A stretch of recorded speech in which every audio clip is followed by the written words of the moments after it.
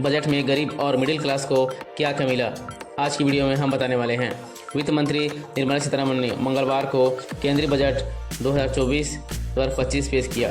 Video में आगे बढ़ने से पहले अगर आप वीडियो में पहली बार आए हैं तो चैनल को सब्सक्राइब कर लें और बेल आइकन को प्रेस करना ना भूलें, क्योंकि हम आपके लिए ऐसे ही जानकारी न्यूज़ लेकर के आते रहते हैं। वित्त मंत्री निर्मला सीतारमण ने मंगलवार को एनडीए सरकार के तीसरे कार्यकाल का पहला आम बजट पेश किया। बजट में सरकार ने गरीबों और मिडिल क्लास फैमिली के लिए कई घोषणा की हैं। आइए जानते हैं आम आदमी और मिडिल क्लास को बजट में क्या क्या मिला है।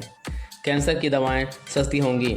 सरकार ने आम लोगों को राहत देते हुए कैंसर की 3 दवाओं को सीमा शुल्क से पूरी तरह छूट दे दी है। इससे ये दवाएं आम सस्ते दर पर मिल सकेंगी। मोबाइल फ़ोन होंगे सस्ते। सरकार ने mobile phone, mobile circuit board, assembly और मोबाइल चार्जर पर सीमा शुल्क घटाकर 15% कर दिया है। इससे मोबाइल फ़ोन और मोबाइल चार्जर सस्ते होंगे।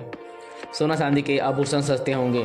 बजट में सोने चांदी पर आम लोगों को खुशखबरी दी। वित्त मंत्री ने सोने और चांदी पर लगने वाली कस्टम ड्यूटी को घटाकर 6% कर दिया है, जो कि पहले 15% थी।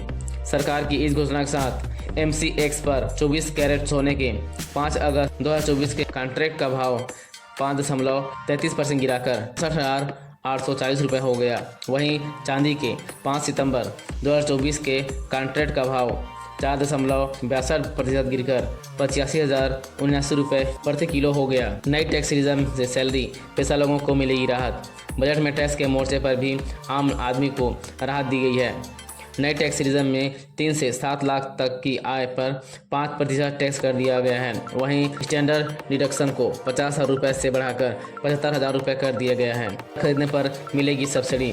सरकार ने मंगलवार को प्रधानमंत्री आवास योजना हरी के तहत 1 करोड़ शहरी गरीब तथा मध्य वर्गीय परिवारों की आवास आवश्यकता को पूरा करने के लिए 5 वर्षों में 2.2 लाख करोड़ की केंद्रीय सहायता की घोषणा की और सस्ती दरों पर ऋण उपलब्ध कराने के लिए ब्याज सब्सिडी का प्रस्ताव रखा। वित्त मंत्री निर्मला सीतारमण ने अपने बजट भाषण में कहा, PM आवास योजना शहरी 2.0 के तहत 10 लाख करोड़ रुपए के निवेश से 1 करोड़ शहरी गरीब और मध्य वर्गीय परिवारों की आवास ज़रूरतों को पूरा किया जाएगा। उन्होंने कहा, इसमें अगले 5 वर्षों में 2.2 लाख करोड़ की केंद्रीय सहायता भी शामिल होगी।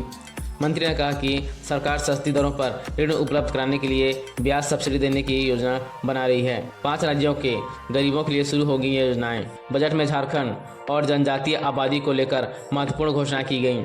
वित्त मंत्री निर्मला सीतारमण ने बजट भाषण में पूर्वोदय नामक योजना शुरू करने का ऐलान किया, जिसके अंतर्गत झारखंड के अलावा बिहार, पश्चिम बंगाल, ओडिशा और आंध्र प्रदेश को शामिल किया गया है। इस योजना का लक्ष्य इन 5 राज्यों से चहुमुखी विकास को गति देने के लिए मानव संसाधन विकास, अवसंरचना और आर्थिक अवसरों का सृजन करना है, ताकि यह क्षेत्रीय विकसित भारत के लक्ष्य को प्राप्त करने में अग्रणी भूमिका निभाए। मध्यवर्गीय परिवारों को क्या मिला? बजट में मिडिल क्लास लोगों को आर्थिक मोर्चे पर समृद्ध करने की दिशा में कई कदम उठाए गए हैं।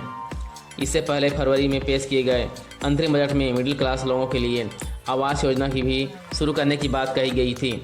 इसके अलावा मिडिल क्लास के लोगों के हितों को ध्यान में रखते हुए रूफटॉप सोलर एनर्जी का भी ऐलान किया गया था। वित्त मंत्री ने कहा, निकट भविष्य में मिडिल क्लास के लोगों के लिए सरकार कई योजनाएं बनाएगी। किराए के मकान में रहने वालों को अपना घर उपलब्ध कराने के लिए सरकार की और आर्थिक सुविधा भी उपलब्ध कराई जाएगी। पढ़ने के लिए मिलेगी अब इतना लोन। वित्त मंत्री ने कहा कि मिडिल क्लास के लोगों के उत्थान के लिए MSME पर खास फोकस कर रहे हैं। हम आगामी दिनों में युवाओं के लिए रोजगार, नए अवसर सृजित करने के लिए कई कदम उठाएंगे। वित्त मंत्री ने मध्यवर्गीय परिवारों को एजुकेशन प्राप्त करने में हो रही दिक्कतों को ध्यान में रखते हुए एजुकेशन लोन की सुविधा विकसित की है। वित्त मंत्री ने कहा कि उच्च शिक्षा ग्रहण करने वाले मध्यवर्गीय परिवार से जुड़े युवाओं को 10 लाख रुपए लोन की सुविधा उपलब्ध कराएगी। निर्मला सीतारमण ने कहा, जिन लोगों ने पहले ऋण लिया है और उनका भुगतान कर दिया है, उनके लिए मुद्रा ऋण भी की सीमा 10 लाख से बढ़ाकर 20 लाख रुपए तक की जाएगी।